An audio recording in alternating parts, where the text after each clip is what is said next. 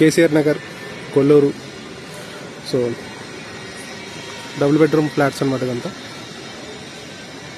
Double bedroom ఫ్లాట్లలో ఈ బ్లాక్లలో కెమెరాస్ పెడుతున్నాము. సో ప్రెజెంట్ మనం పెడుతుంది 9th బ్లాక్. సో CP+ HD కెమెరాస్ అయితే పెడుతున్నాము. IR విత్ మైక్ అనమాట. సో మోడల్ నెంబర్ ఇక్కడ తీసుకోవచ్చు.